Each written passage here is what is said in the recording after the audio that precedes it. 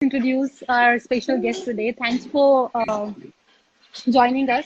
And also, we have few people joining in, and there would be ladies who would be joining in as well. So I want to ask you all, if you are willing to go in the beauty pageant in future, then you are up here to send your questions, and I think she would be happy to answer, right? That is why she's here. Yeah, right. Even Pratigya and me are also dreaming to be a part of beauty pageant in future. Wow. Amazing. So I think till 5-year-old, till a girl is 5, she wants to be a princess. But then we realize that's not a thing. So we all want to do the beauty queen thing and go, oh, that moment. But then only you can do it, ma'am. So you have done it. So you wear the crown. Feeling? So so we'll just start the discussion. It was amazing, Vanya. It was never my dream to become a beauty queen or participate in any of the beauty pageant. So just, the opportunity knocked my door. I just took it as a challenge, and we learned so much. It's just that every day you improve yourself. It's not about, the competition. It's about the journey you have. That's what I learned during this time. Thank you for sharing that. Wow. Like, I thought like it should go on. It should not end. Oh. Yeah. So, ma'am, we see, like, on the screen, we see the crowning moment. Like, the crown comes with a lot of responsibility. Like, as a reigning beauty queen for any pageant, something, and especially something as big as Mrs. World or Miss World, it comes with a lot of responsibilities. So, how do you what are those work that you have to do?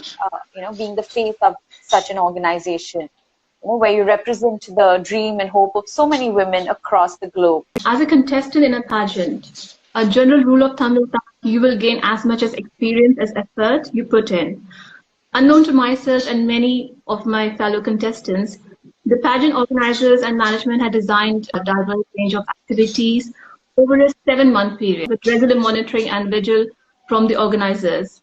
So over the time, I learned several new physical skills, such as how to navigate the catwalk, how to improve my physical posture, how to create a personal diet plan, which gave me all the nutrition I needed without adding on the pounds. So furthermore, the pageant gave an excellent sense between most of the participants as we strive to help one another with personal concerns. So last-minute emergency and to give each other energy and spirit to keep going and what was a very grueling schedule for us. So after winning the crown, as you mentioned, with the crown comes a lot of responsibilities. During that time, I was doing a lot of work with IIT Delhi Alumni Association as a brand ambassador to Devapase, which is a village adoption program and the Swachhata initiative. And it made me to continue with my dream project, which was with working in the rural areas. They always supported me with my pageant, and obviously I got a lot of other adventures to do aligned. And it's just that, at the end of the day, as I mentioned, it's not about how you perform in the competition, whether you lose or not. It was not all about that. It's just about how you win people's heart. That's the main thing. And the learning experiences, you have to be very, very much yourself. Don't be just someone else, just, thinking that, okay, that person is looking so good, or maybe I should try being someone else. You should never do that. You should just be yourself, be self-motivated. That's what is needed. Even when I talk about my journey, I was not the tallest one among all my contestants. But then I tried to improve myself with my posture, with my other things which I felt I can be much better. So it's just that learning and beautiful experiences in life. I think everybody should just, once in a lifetime, if you get the opportunity, you should try it and learn the best things in life. This is what it is. And beauty pageant doesn't differentiate you how you look. It doesn't differentiate you how tall you are or how you speak. The main thing as a person, how much passionate you are about your dreams, how much compassionate you are towards people. And that's the main beauty about being in a beauty pageant. Nice. Okay, so, all the short girls who think, especially me, if you think that you can't be a beauty queen, so ma'am just told us height doesn't matter. Yeah, Vanya just took that pointer. Now nobody can stop me. So everybody who's telling me I can't go because I'm short, very short, You can just go. The reigning Right. queen told me, I'm going. Bye. Oh, I'm kidding. I'm not quitting. I still want the job. In Mrs. India beauty pageant, because I went after my marriage. So people feel that it's a body shaming. If I'm fat, I won't be able to perform well, or maybe, I'll be looked upon as if like I'm not the superior contestant amongst the whole of bunch we had there. And we were around like 87 contestants from all across the world and from the Indian origin. And everybody is different at the end of the day. It's all about what an impression you put on the judges who are watching you day in, day out. And in 7 months, as I mentioned, they were vigilant about each and every activity we were doing every day. So it is amazing because still now I'm friends with so many people all together and we're still in touch with each other. And everybody was so helpful to me during that time, because you live your family. The beauty pageant happened in Greece, which was a beautiful and magical island we were in. So away from your family, my husband was with me. He came to support me all over from London because he wanted to be there watching me, my performance. So there was a support. But then a lot of people who were like, had children, had kids and newborn kids. They came all the way just to participate in this pageant. So it's a lot of opportunity, but a lot of sacrifices also they made during that time period. And it was very competitive. But at the end of the day, if you're confident, because that's what you wear, that's your crown, and that's what makes you stand differently in front of other people. So I think I must have done something amazing. So jury must have found she's the one. Getting title, my hard work during that 7 months was successful. And my family was happy to see me wearing a crown. Right. And it's just And a lifetime every opportunity. girl, I think, once in a lifetime should go through it and should experience it. Exactly, yeah, it is. Yeah. And then what you said It earlier is. just now, that where your confidence, and it's something that I think unless you'll feel yourself confident, I think no one can stop you from doing anything. Definitely. So there's a lot of Right. female power today, and this one recurring debate that goes on. It has been brought up in movies, and this is very recurrent, that especially for married women. And I'm saying that a lot of people say that my husband allowed me. Now I know both of you have very supportive spouses, so how important is the role? Because I know, especially for Vanya, because I've worked with Arpit and he's an extremely supportive spouse, that how important it is to have a very supportive spouse in order to achieve your dream. So I'll come to ma'am first for the answer, and then I'll Yeah. come to Vanya, you for the answer, even though I know your answer. So I'll just start with ma'am. So Pratigya, I believe there are many different ways to interpret this topic of conversation. I can only Yeah. answer from my own personal experience, and therefore that is what ultimately shapes of my belief. I confidently feel that any relationship and its success depends upon mutual respect, a certain level of freedom, balance, and compromise. With many hope to achieve this relationship with their spouses and other family members, it is often a difficult situation to balance, as human emotions and feelings are not always logical and consistent. Again, I believe on the individual to make it work, and the door rings both ways. I've always trusted in hard work. I was happy to find that my spouse has a similar belief. More importantly, regard to each other's work, which is born out of interest, underpinned by mutual respect and affection, is what helps with achieving this balance. I do not always find my spouse understanding and vice versa. It would be foolhardy for anyone to say this. However, I strongly feel that patience and taking time to explain your vision to each other helps the situation and should always be done in the first instance. Behind my success is my loving husband. He doesn't take away me. In fact, he gets added to who I am. And always remember that strong females are not aggressive, they are persuasive. I'm just lost. I'm lost in your words. I could relate each and every word, each and every sentence, whatever you said just now. And I could imagine my husband throughout whatever you said just now. And yes, I mean, I think Pratigya, I would go what Shweta said. And like it's she. She, Oh. like it's a moment for me right now, and I'm spellbound.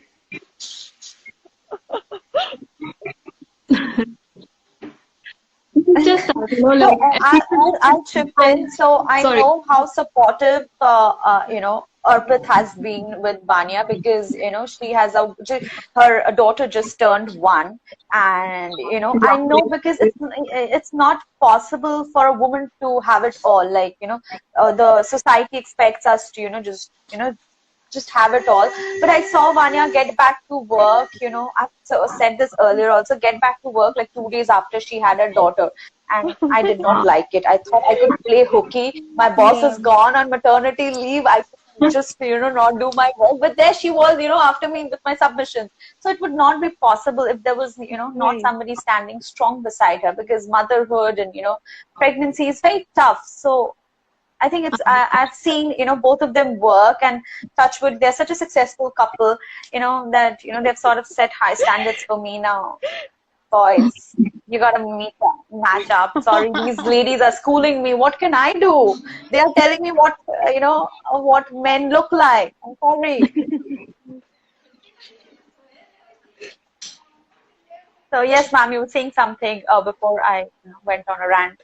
No. I agree with you, Pratigya. It's a saying that behind every successful man there is a woman, but I There's a think man behind too. every successful woman there is a Right. man who's like standing and supporting her. So we don't need anyone, we don't need a man to say that he wants to empower Right. us. We just want a man who supports us. That's what we need. The rest we will take care of.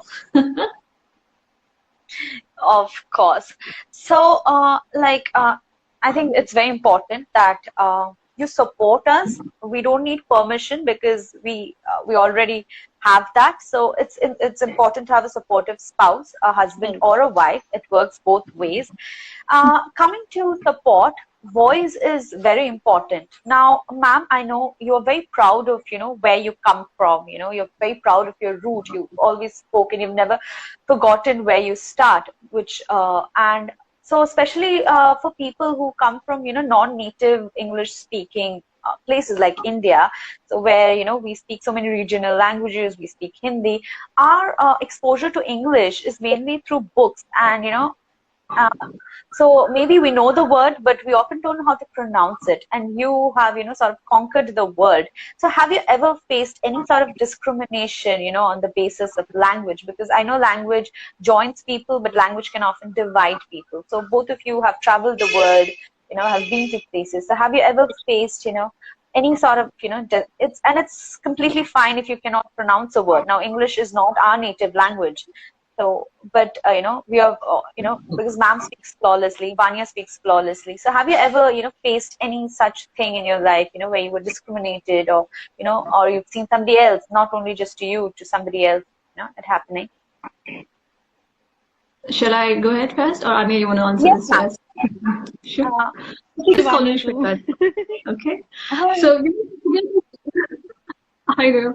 So this is a very interesting question, Pratigya. Historically, despite growing up in Hindi hinterland area of North India, I cannot remember ever having a problem communicating in English with anyone, honestly. And the simple reason for that, for those who could not speak in English with me, I elected to speak in my own local tongue, be it in Hindi or Bhojpuri. However, with always what impressed me was the uh, dynamism of local rural folk and the determination to try and reply in English when asked. I myself have worked in an organization that employed over 100 nationalities. I've had the privilege of seeing most of the world, as you mentioned, Pratigya, and interestingly, you would work with a different set of individuals on a day-to-day basis. Furthermore, as a team, you would of course be looking after the safety and well-being of hundreds of passengers, all of whom were from different creed and backgrounds. So it was and is imperative that communication about procedure, choice, and safety was effectively conveyed to all those concerned. Where verbal communication fails, there are other ways to convey your message, such as hand gestures, facial expressions, and the aura that you as a person give to the other. If your aura is warm and inviting, it will help the other person reciprocate and find a way to effectively communicate. I believe communication is in the will of an individual, and their determination to connect with someone else or with a group of people. If such resolution is there, as there was with our ancestors, then language can and will always be a bridge and not divide people. Wow. Yeah, So, so of Vanya, course, your if, take if on this? we are actually facing a language barrier, then we'll end up spreading through our gestures and everything. But then, yes, when we travel to Italy, we definitely faced the language barrier there because we could barely find English people there, and nobody understood English. They just, talking in Italian, and we had to use the translator sometimes, even to the cab drivers and the bus drivers, to explain to them where do we want to go and where do you want to get off, because we were new there, of course, and they were not understanding. And I'll tell you a funny incident as well. I was in the hotel room, and I asked them for a plate, and they thought I want a blade.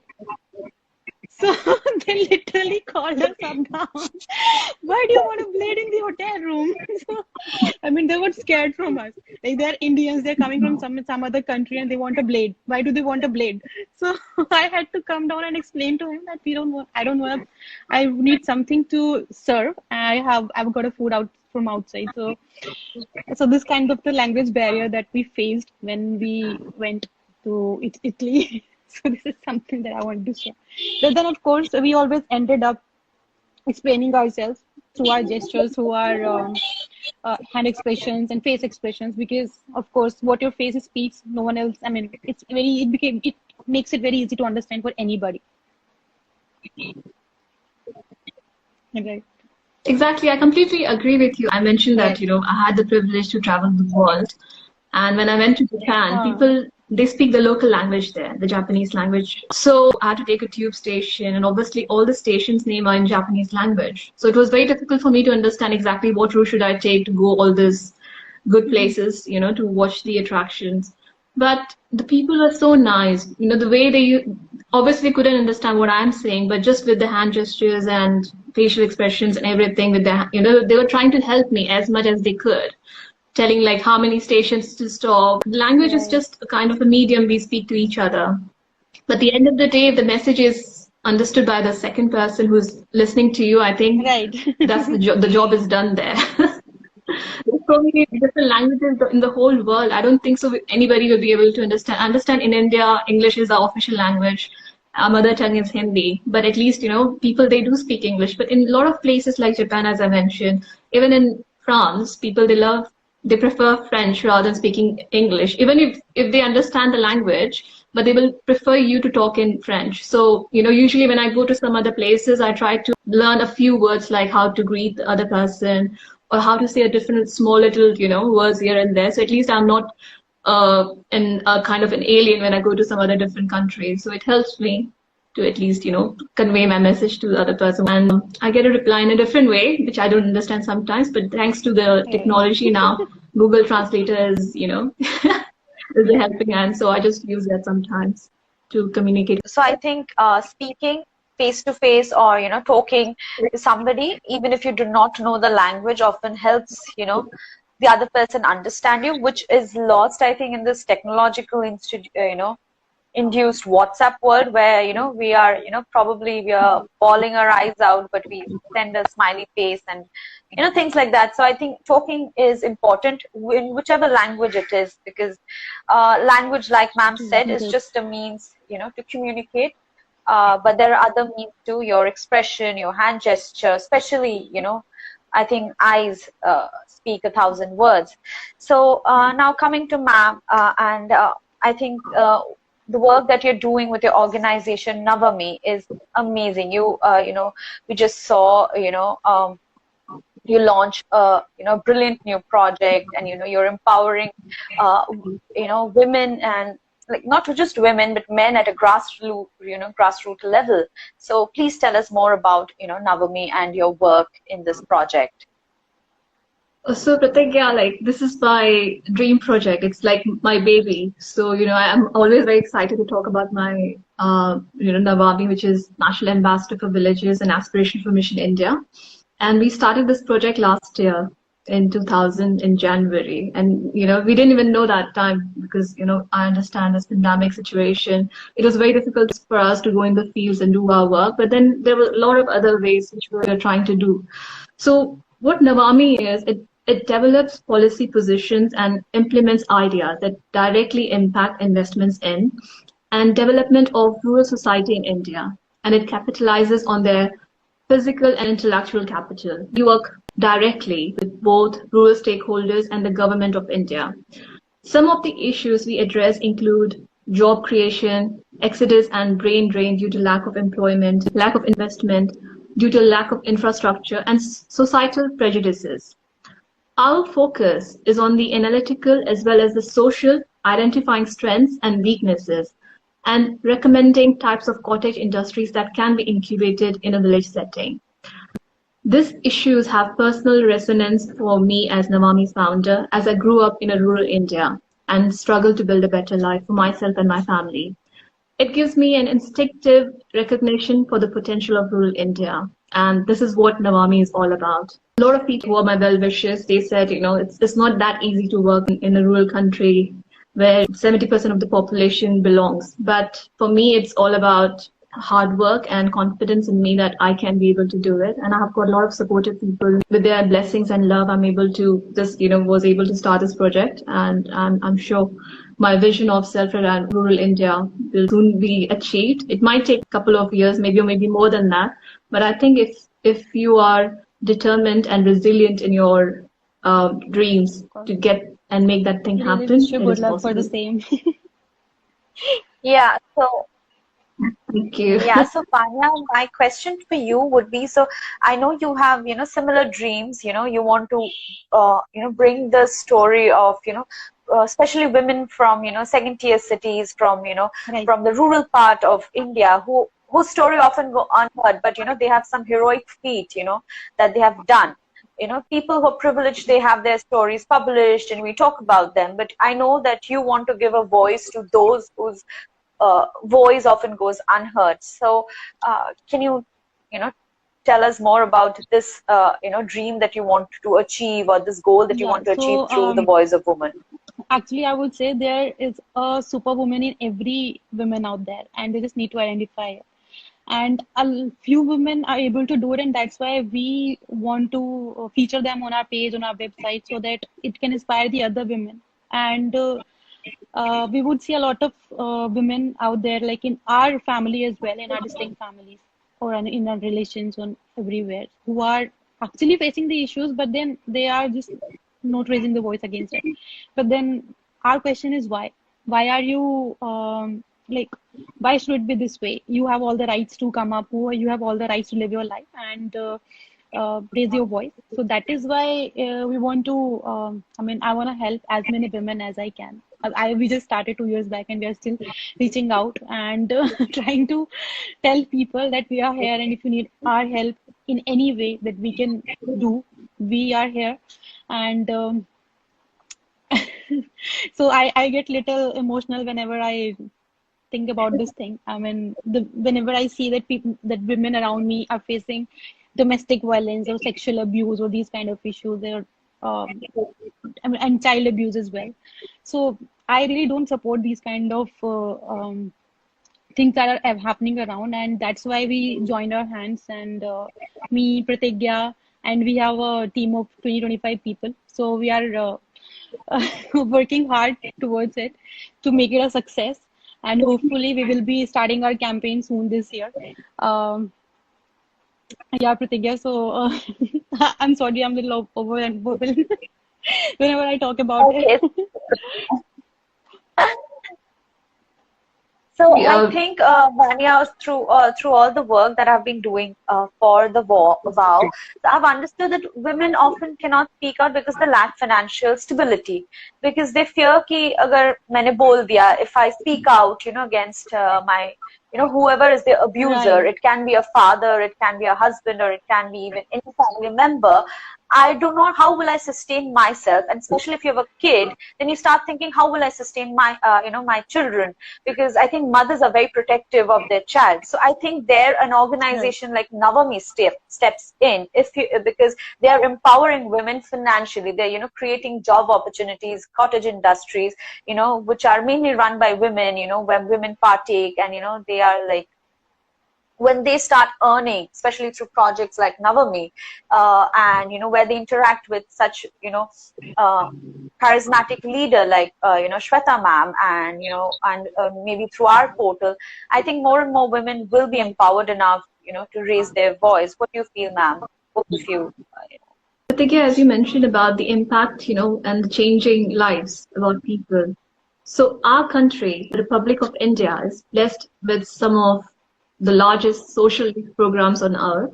And according to 2011 census of India, 68.84% of our total population is residing in the rural sector. The task to help provide for those with lower income and the reduced vocational opportunities that exist in rural areas is both Herculean and daunting. However, with advent of instant digital communication and improved transport links, it is now much easier to reach out to people living in predominantly agricultural areas. My personal impression of this impressive and resourceful people is that they do not want charity or hands out as is commonly thought. What they want is what we all want, the opportunity to stand on their own 2 feet and a better life for the future generations, whether it's a male or whether it's a female. We are currently working with both male and female groups in rural setting and providing skills training in certain cottage industries for which there is a demand. Secondly, we are simultaneously connecting with industrial groups and rural governance council as well as directly with local labor forces whom have been adequately upskilled to produce a certain quota of product from rural-based manufacturers. This produces additional non-seasonal income for workers, which ultimately helps increase spending and an increase in this individual's quality of life. This is a major driver for the Skill India mission, under which Majestic by Shweta Singh, my consulting firm, is also working under. So in consort with what I have just mentioned, we encourage corporate entities to invest in the rejuvenation of selected villages. This is all done under the purview of local government agencies. So the investment is largely into the basic infrastructure of the village, which not only makes it a better place to live, however, it also makes it a more attractive investment destination. So as I mentioned about NAVAMI is providing an end-to-end solution to bring urban investment into rural areas. So this is what, it's not only empowering just women, it's all about, men, everybody, even children are getting better education, because once cottage industry and people have got employment, poverty goes down and the conflict goes down, and people doesn't have to travel from one place to another just to go to the city to have a better life, a better earning life. They stay in their rural area, they are at their homes with their families, they don't have to sell properties, they don't have to sell their lands, they have got job opportunities with them. Children have got better education, because infrastructure also, we are trying to develop a lot of other things in a rural India. So things are changing slowly.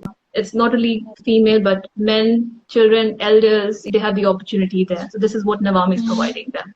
And I'm happy to see the result in a very positive way. And I hope so it goes on the same way as it is. I'm sure, like we all hope that, because slow and steady wins the race. And I'm sure, and we'll see some amazing things happening. So coming to this, like just now you said, you gave the statistics that how, what a huge population of our country stays in, what we call the rural India or in villages.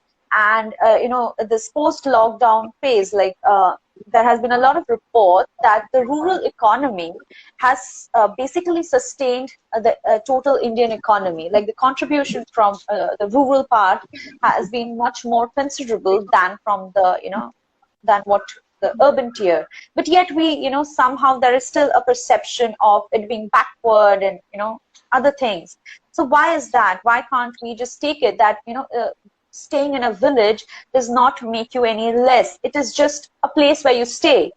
It's same as, you know, maybe we stay in Chandigarh or Delhi or Mumbai or Calcutta, but staying in a, you know, a smaller city or a town or a village is nothing wrong. There's nothing being backward about it. But that's a very general misconception that, you know, people have, that, oh, you come from a second tier city, or, you know, a third tier city, or you're from this village, so you're backward. No, they are sustaining economy. They are the, you know, building blocks of this on which the country is standing. You know, we are reaching Mars, and but our feet is in, you know, in these lands. So so why look down upon it? Yes, Pratigya, I truly believe that individuals shy away from and in fact fear what they don't understand. So just take example, the state of Uttar Pradesh, India's most populous state, where 70% of the population still reside in rural societies.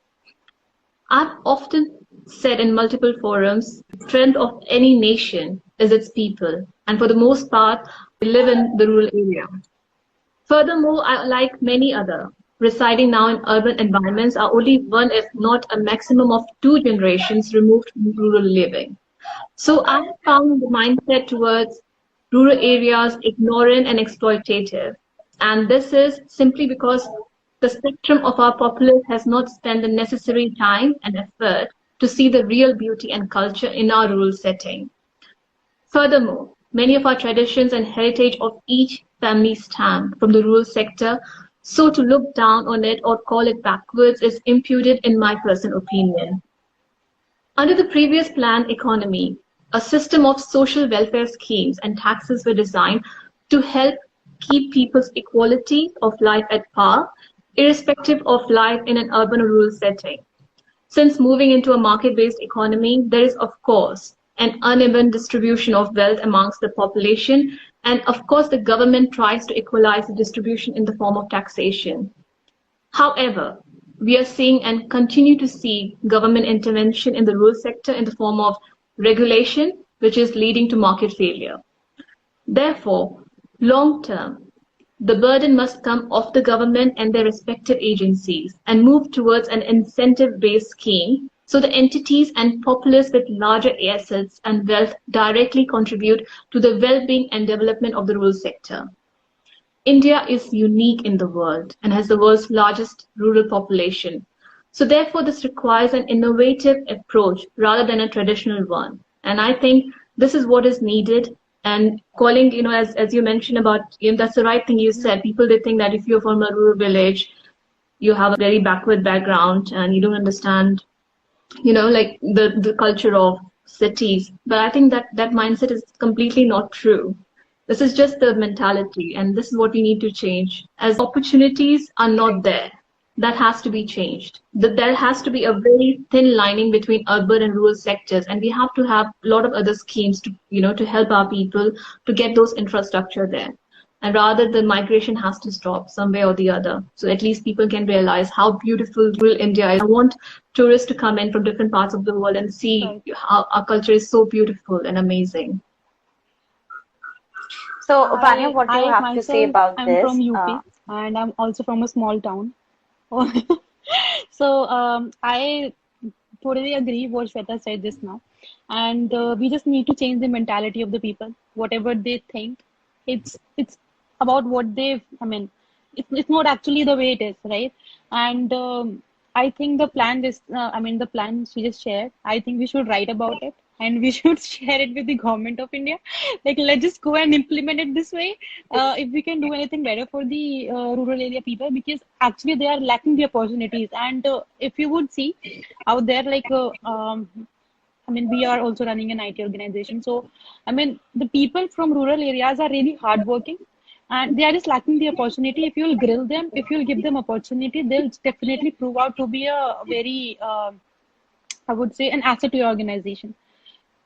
And I have had a very good experience with these kind of people, and like I said, I'm myself from a rural area, so so I think you just give us a chance, and then let us prove our skills and ourselves.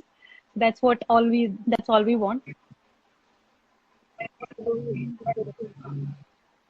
Yes, I think that's where, again, an organization like NAVAMI, or for that matter, Gig Day comes in, who provides this, opportunity to people. Like, if you have a dream, if you have an aspiration, you reach out, just because you come from, some area or some, geographical location. Being in village is just a geographical location. Right. It does not determine your capabilities.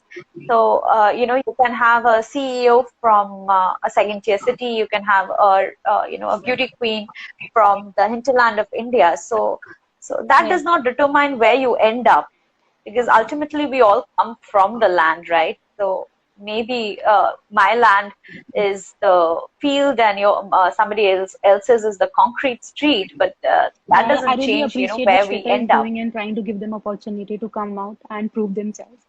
And we would definitely, Pratigya, think of something if we can do, contribute some way or the other with NAVAMI and do something there.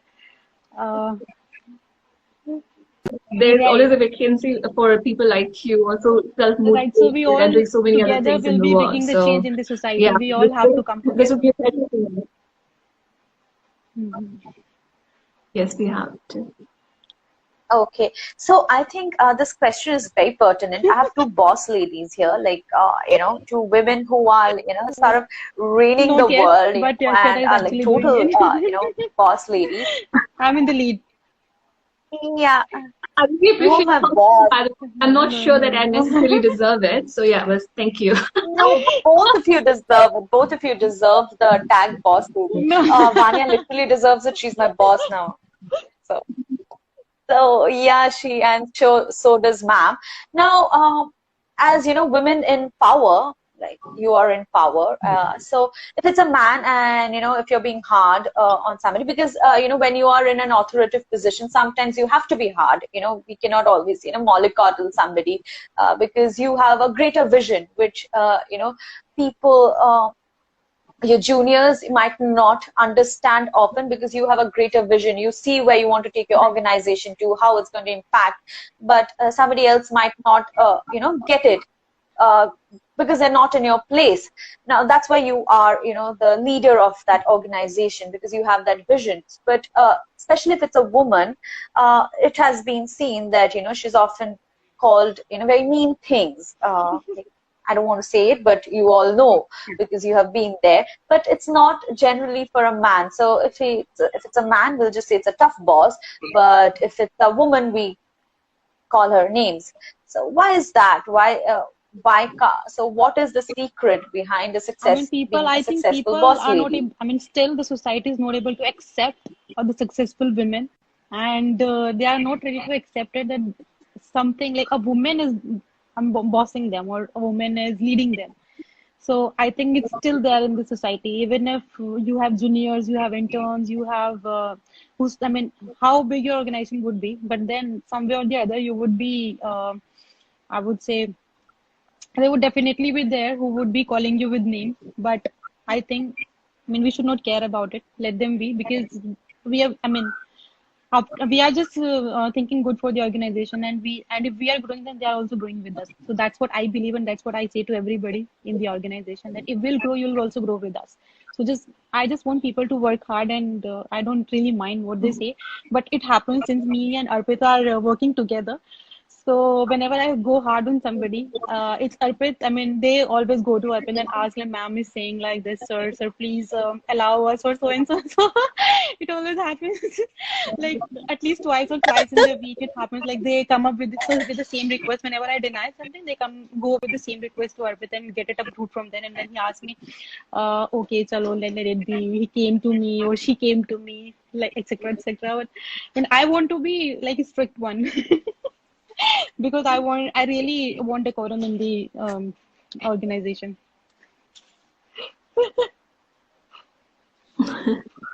Pratigya, do you agree with what Vanya is saying? I should ask you first. I should not comment here. I'm hard on her as well.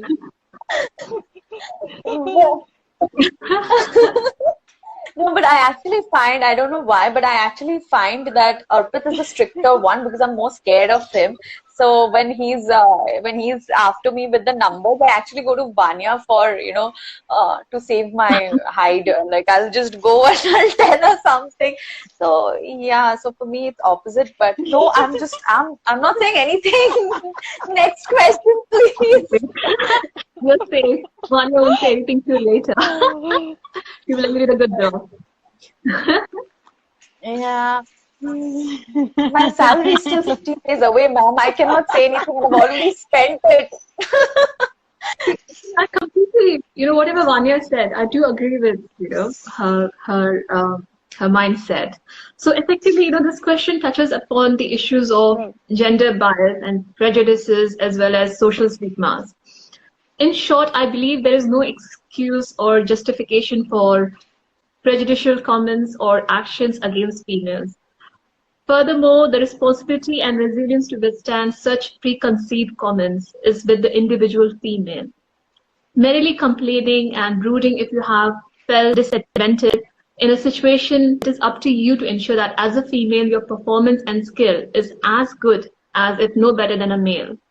From my personal experience, being in a gender minority, serving in the armed forces at that time, there were few in any special provisions for females. The physical aspect of the role was very intensive, and for good reason. In such circumstances, there were little, if any, concessions that could be made in the training benchmarks. Ultimately, our superiors needed to feel confident that the individual can manage the aircraft and the physical strain irrespective of gender. So as a business owner or as an employer, instructions or guidance to my team will only be respected if they respect my performance and skill set. So I would always say that respect is earned, not given. Exactly. So I think, and with respect, especially if you are like, a leader, comes with a tinge of fear, because it's not a bad fear. Like, we're not traumatized or terrorized. It's a fear that comes from authority. It's a fear that comes from respect. Like, we fear our teachers. Now, they are not traumatizing us. They are there for our betterment. So I think it comes with the knowledge that, this person knows more than me. And I think it's okay. It's part of the job. But I think it's part of, both of you being really badass and, really being out there and, getting things done. So I don't think, so such things are nothing. You wear your crown. Like, ma'am, you wear it literally. And I know Vanya wants to wear it literally. And you can just give me one, like, those plastic light ones. I'll be happy with it. Sure. All the females in the world, they all are wearing their invisible crowns. Yeah, they're all wearing their invisible crown. To do something, because we really have to work hard to prove ourselves. As you can agree on that, because I come from, you mentioned, from an hinterland from North India, and I have seen, how difficult life is when you're born as a girl. I know things have changed now, and I'm talking about 20 years before. But, during that time, to be a person, to be determined, to convince my mother to understand, how important it is to continue with my education. And we had a lot of challenges, but the best part in my life was my mother was very resilient, and she always protected us. And she said, whatever it is, at the end of the day, I will never compromise with your life. Now we are able to take our own decision, because the blessings of your family at the end of the day, no matter, now if you can say, like, we are being bossy in that situation, we have our own organization to look after. It's all because we have worked really hard to be there. If the rain is in our hand, obviously things will be very different. Before you proceed, Pratigya, I'm running out of battery and my phone can switch off any moment. So you guys continue. I'll just put it on charge and I'll listen to you guys. It was really nice talking to you, Shweta, and looking forward to huge collaboration between Voice of Women and NAVAMI. Let's see what can we do there, and we would definitely do something together. And really, really thank you so much, Vanya, for your generosity. I'm sure you're gonna really bring a change in the rural society. And we would also see, like, being here in India and thank you so much. Being connected to the roots of rural areas, we will definitely be able to help you out there. I can assure you this. Thank you so much. It is a great Yeah, privilege for me to same be here here. connecting to each one of you and listen to your story, the powerful, bossy woman here. And yeah, I've Uh, been speaking for the past so many months. So it is a great opportunity and all the audiences who are watching us today. So I also like to congratulate the entire family of Thank you VOW so for much. their resilient mission of creating a sisterhood of women embracing and standing for Thank each you so other. much. You You're guys really can all so continue. I'm just inspiring. leave. I'm just gonna listen to you guys. Thank you. Bye bye. Bye bye. Bye. Bye, Vanya.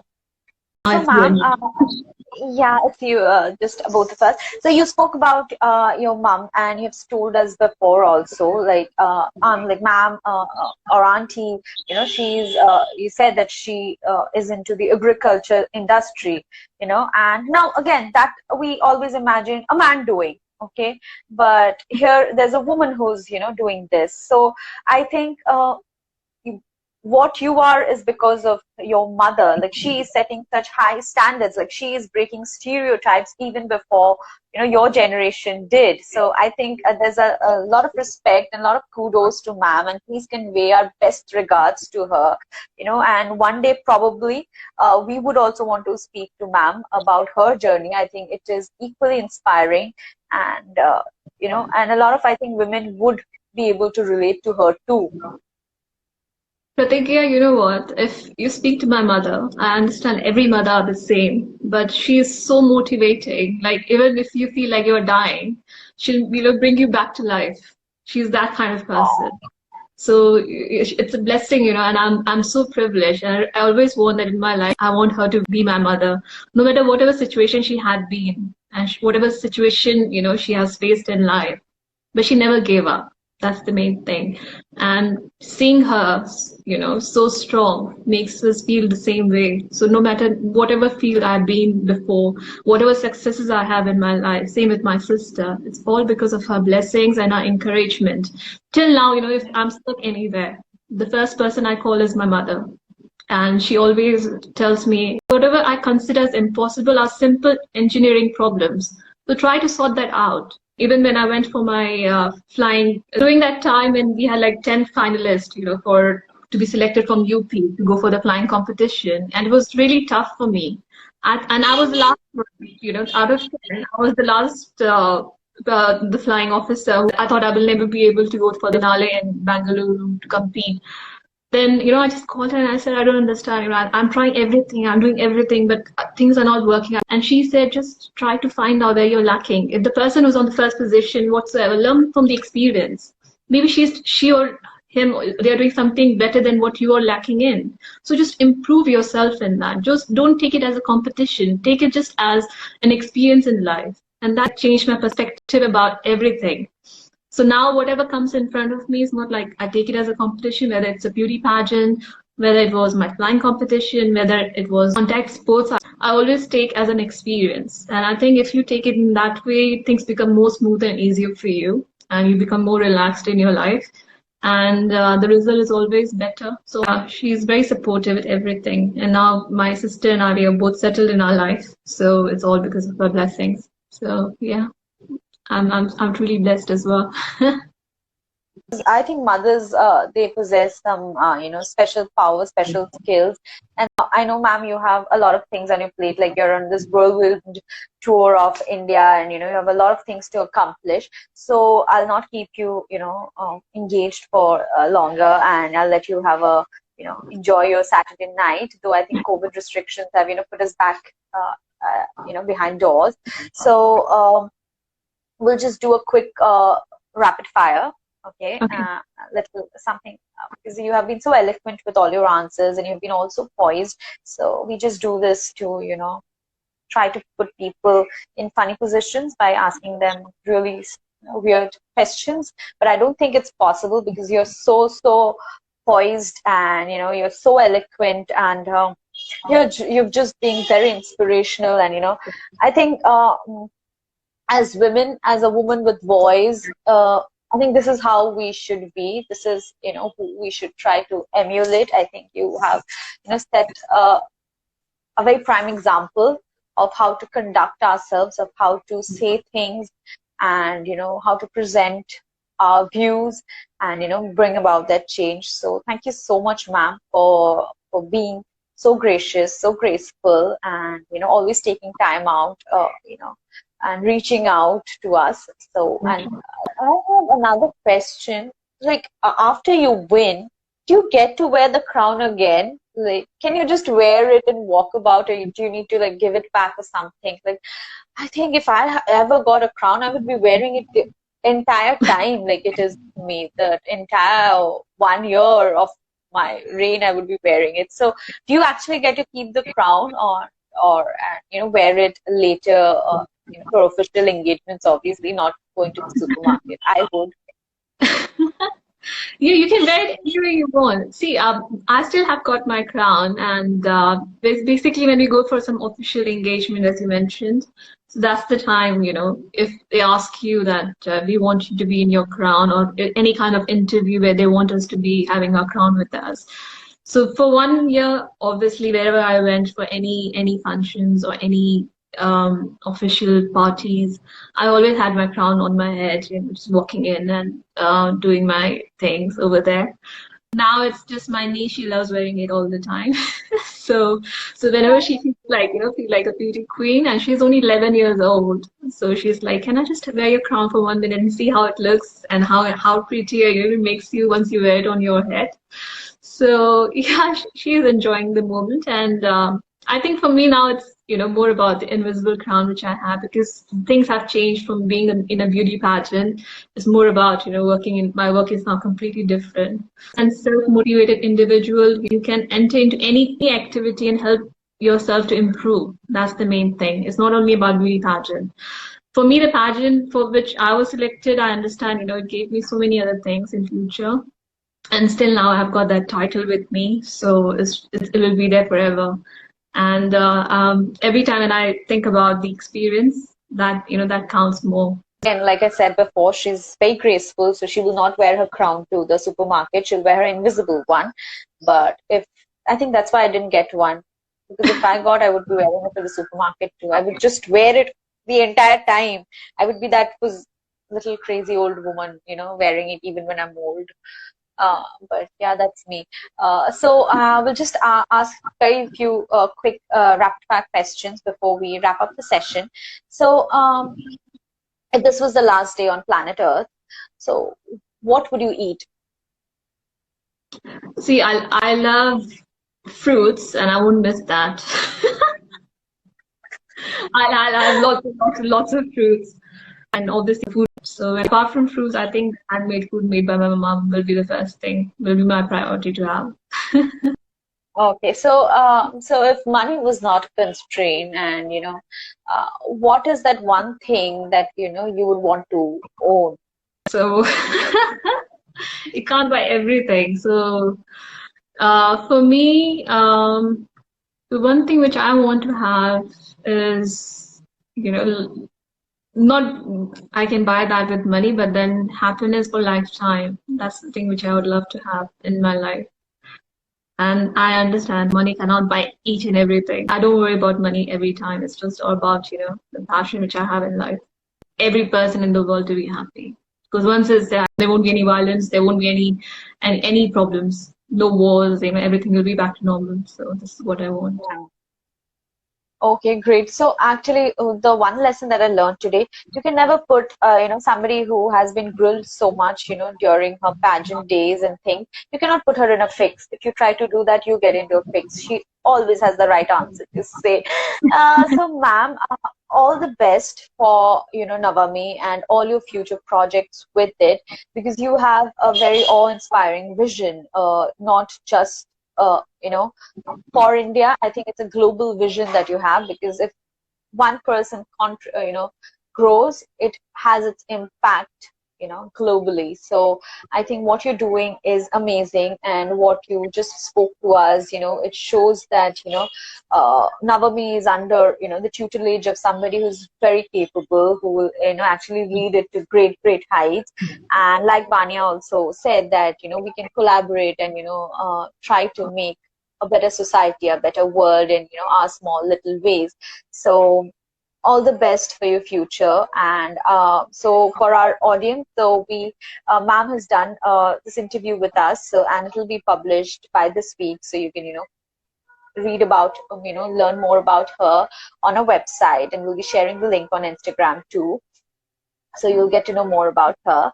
So any final word before we end the session today? Okay, so what I would like to say through the voice of women is, as a woman, try not to demand anything.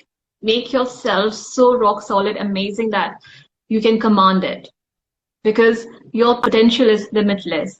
No one else is going to fight for your dreams except yourself. So always remember, empowerment comes from within. Believe in yourself, and if you do, the world will believe in you, because perception is reality. And Pratigya, I'm extremely humbled that through the Voice of Women, my journey has connected with so many of you around the world. And thank you so much for your absolute dedication, drive, and pure brilliance. It was a great pleasure speaking on this platform. And to all our esteemed audience watching us live today, namaste all the way from my incredible country, India, where love is the essence. So thank you so much. Thank you so much, ma'am. I think you have been a lesson in humility, grace, and being all things nice. So I think it can be a lesson for young girls, for, not only young girls, for girls and men also, to how to conduct oneself with a lot of grace, dignity, and humility, because there's a saying in India that, a fruit-bearing tree is always, the one that goes down. So there is nothing wrong in that. So it was lovely having you on our platform. It was lovely chatting with you. It was lovely knowing your life, your experience, and your vision for the future. And all the best for it. Thank you so much for taking time out and being part of this. We are extremely humbled because of it. So I hope the audience has also enjoyed our interaction as much as I have. And please do join in for our future live sessions, and you can like and subscribe to our website, our social media handles, as well as our YouTube channel for more such inspiring content, and to know more about such amazing women who are doing some brilliant work behind all the, you can see the result. They will never take the glory. You can see their the result that their work is bringing forth, and they will let their work wear the crown while they wear the invisible one. So until next time, it's goodbye from all of us. Bye, ma'am. Take care.